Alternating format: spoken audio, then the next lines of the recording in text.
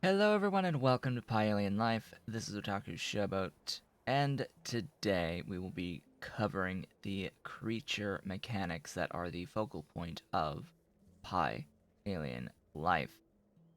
If you would like to continue seeing tutorials going into the future, please be sure to comment, like, subscribe, and hit the notification bell to help make this series appear higher up in YouTube search results. You can do all of the social stuff through the links in the description below the video, including supporting Pyanodon's Mon's development at patreon.com/Pyanodon and myself at patreon.com/Otaku Showboat. So, creature mechanics added in PyAl Life. If you have been wondering, when you place down a building for some creature or plant or fungus, and you see that its crafting speed is like 0.01 or lower, or say that you have Hellmod installed or something of the sort, and you make a production line involving a creature, and you see, oh hey, it takes like 3,000 buildings to get the output that you want. You're doing it wrong. Yeah, you've forgotten one very key thing. There is one very key thing that you need for buildings. And that is, you need a copy of the creature itself in order for the building to actually function properly. This is the whole mechanic that's added, the big mechanic that's added for PyAl Life. This is what everything is based around, is this concept of you need creatures that act as modules for the machines to actually function. You can't make poop without an animal to poop. I think that would probably make the most sense to people, is you can't make manure unless you have animals to make the manure. And you can't make new animals without animals to make them, to make them, physical process of making the new animals. So you need animals to make animals. How do you get your first animal if you need animals to make animals? Well, you could wait several hours for not having animals, for this first production to go through. You could wait the several hours for that to happen, or you could place a creature chamber and use the creature chamber to make your first animal that you can use in the module slot to make the process more bearably move faster. It won't be its max speed. You won't have a 0.61 craft speed on a Vrauk's paddocks by adding in one Vrauk. In fact, it will be significantly slower than that. It will be a 0.16 versus a 0.6. But over time, as you get more caged Vrauks that you will uncage through a handcrafting recipe into the Vrauks Mark 1s to use as modules, you will get more and more, faster and faster, place down more paddocks, fill them with more creatures, and you will eventually be able to get an output that you're looking for. Now, mark levels of buildings simply add additional module slots. All of this is subject to change. This is all being rebalanced actively right now, so expect module slot counts to change, expect the speed bonuses on individual creatures to change. That it's all being balanced right now, as we go along. So mark levels of buildings will not directly increase the crafting speed at this point in time. It increases the module slot count. That's the big change for the mark levels of the buildings. Creatures themselves as modules also have a mark level. That you can once all the bugs are fixed, uh, take Mark 1 versions of the animals and make them a higher mark level. It is a very small chance for that to happen, but it is a permanent upgrade. Higher mark level creatures have bigger boosts to speed for these buildings. So, in order to increase the speed to make these processes move even faster, you have the ability to both increase the mark level of the building to increase the sheer number of module slots, as well as increase the mark level of the actual modules, the creatures themselves, to get a bigger speed bonus. So two ways of getting the processes to happen faster, on top of there being a bunch of recipes in order to get more things. Now, I will note when we look at this, this is a function of infinity mode. There will be a number of recipes that will be repeated, like these two recipes here for nanochondria are basically just repeated recipes. Well, this one has a growth factor, the other doesn't. But there will occasionally be recipes that will just look the same, that are not quite the same in their output. This applies specifically to slaughterhouse stuff. I think we will have occasionally, yeah, doubled recipes or more, just because I've used infinity mode. Uh, there is a script that will play. There's text that you can get that will improve your output on slaughterhouse recipes in particular, and it will replace the previous recipes, ideally. Uh, that's still being worked on. Still being worked on. Just a side note there. So, first creature that you'll make is Vraux in a normal playthrough at this point in time. Your first creature will be a Vraux in order to make cocoons, to use to make your first aug, to make your first manure for urea, for circuit automation. That's the timing here. This is, you've made red science, you're going into green, you want to make circuits, you need Vraux for Vraux cocoons, for cDNA, ultimately, for augs, for your first augs, which requires cDNA, and then you get your augs going. Your augs you'll use to make manure, that you will use to make urea, and that will lead into the whole circuit 1 chain for you. And you can start automating your circuit 1s once you have the Vraux and the augs all set up. And we will have additional videos discussing these things. Now, your first creatures are going to require glassware petri dishes, a codex, a DNA sample, and some other items. So, in this case, MosGen samples and biosamples. You can need alien sample 1s eventually, which are required for green science. There's now alien sample 2s, and there's alien sample 3s. And you will need all of these various things in order to actually make your first creature.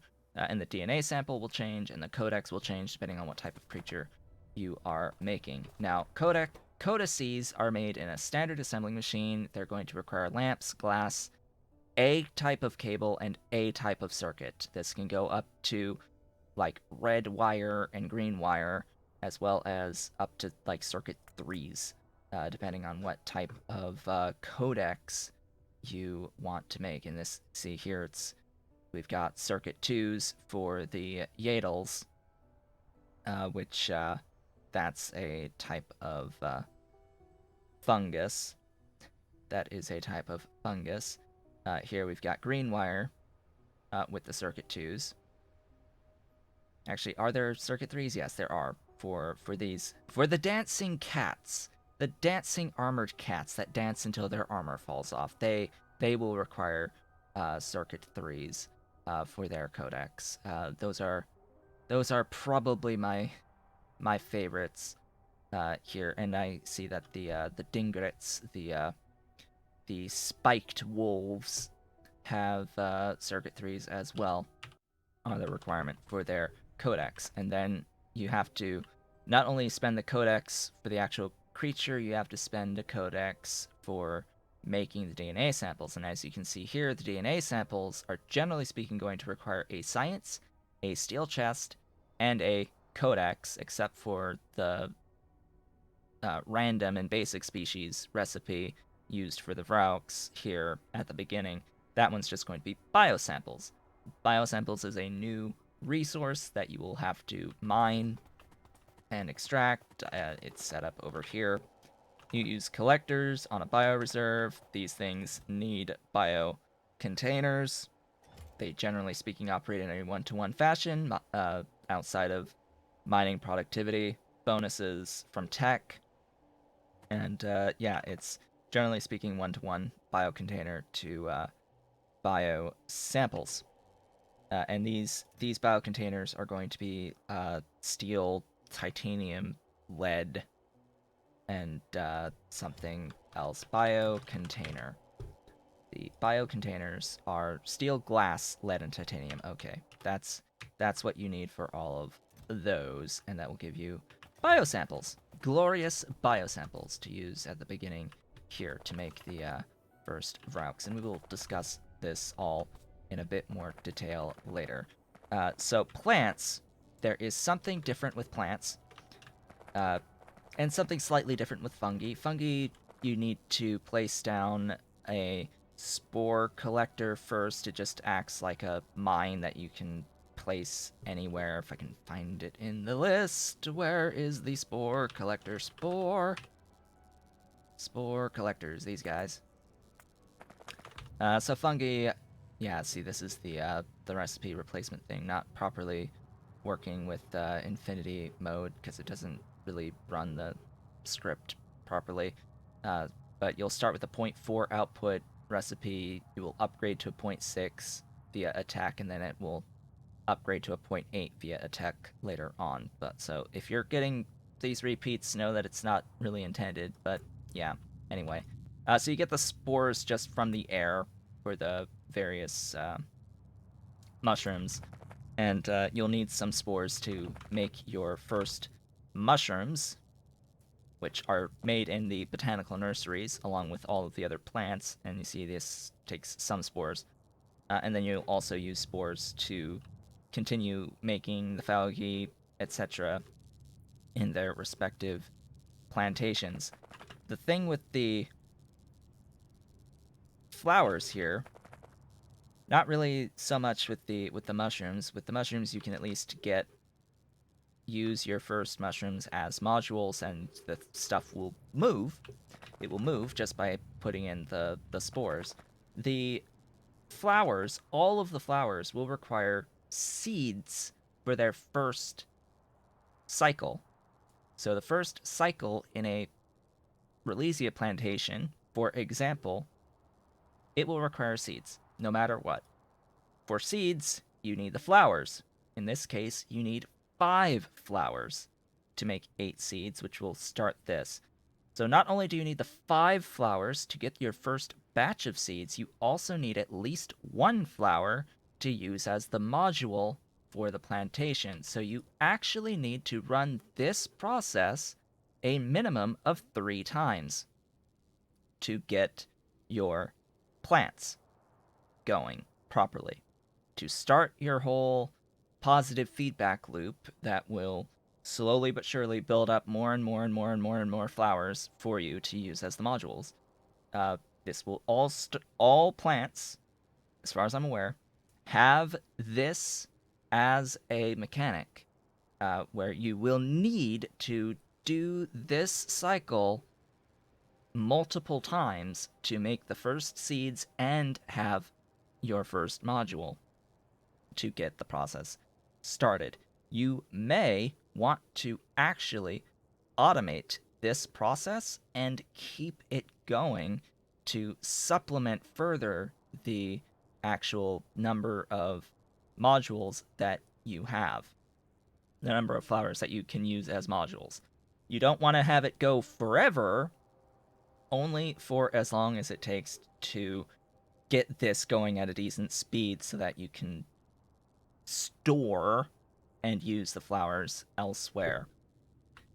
So that's the key thing to note with flowers, and the key things to note. So mushrooms now do follow this mechanic as well. For a brief period at the very beginning here, the Phalgi in particular did not have the module requirement. Now they do, as do like all of the other 3 new mushrooms that get added: the Bodos, the Yadels, and the Navans. All 3 of these are mushrooms, and they will follow the exact same mechanic where you will need them as modules. Of course, the Bodos, it's a very big bonus that you get with the Bodos as a module. I think it's like 5,000-ish%, some 4,500% speed bonus here, times a 0.02 to get its initial crafting speed. So yeah, that's the new mechanics. The only creature as of the time of this recording, the only life form that does not follow this pattern is Moondrops. From standard Pie Suite, it was already in existence, the stuff that gives you the methane. This may very likely be changed to follow this rest of these mechanics. This I can guarantee this is going to be touched at some point. Just as of this recording, the Moondrops do not follow the rest of the plant mechanic. These are plants, so again, standard plant mechanic may apply, and this would be your first required plant if you want to get the methane for your formaldehyde for your circuit 1s. So this may be your first required plant that follows the plant mechanic of having to make multiple cycles of your first plant. Just going to throw that out there. This will probably be in a short period of time the first plant that you need, following the new mechanics. Relesia come a little bit after your augs and after your circuit automation. I think it's if you want to start feeding things food. I think that's when we start getting into needing the Relesia initially, because the Relesia is part of the standard Pie Suite. It's this is not the proper Relesia.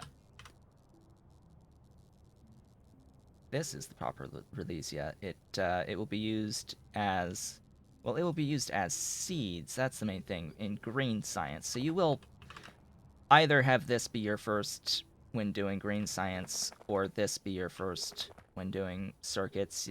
You'll need to do both. You'll need to do both. Yeah, you'll need this actually going into your alien sample 1s, which are first augs. Don't need the alien sample 1s, but they will need cDNA, which will require lab instruments, not the sample 1s. It will need it will need plasmids, which not biosample 1s, and retrovirus, which are why you need the Vraux cocoons in here. So that's why you need the Vraux cocoons in your cDNA, the plasmids. So yeah, lab instruments. So you can see you're going to need something that requires circuits to make the things that will be used to automate your circuits. because the Pi loves doing this type of thing. Anyway, with that, we're done. That is the creature mechanics. If you are wondering why it takes forever to have your buildings go through a cycle, this is why. You need to make a creature slash plant slash fungus to use as a module for your buildings, and all of it can be upgraded over time. It will start very slow, just not that slow. Just not that slow of 0.01 crafting speed. Just bear that bear that in mind. And if you're using Hellmod or if you're using Factory Planner, do not forget to add the modules to the buildings. Do not forget to add the modules to the buildings to get an accurate count for the number of buildings that you need. Otherwise, it's just going to say like 3, 4, 5, 6, 10,000 buildings on you and have gigantic power consumption requirements until you add the modules. Don't forget to add your modules. With that, I would like to thank you all for watching. This has been Otaku Showboat. If you have enjoyed this tutorial, do not forget to comment, like, subscribe, and hit the notification bell to help make this series appear higher up in YouTube search results. You can do all of the social stuff through the links below the video, as well as support Pyanodon's monster development at patreon.com/Pyanodon and myself at patreon.com/Otaku Showboat. I will, of course, see you all on the next one.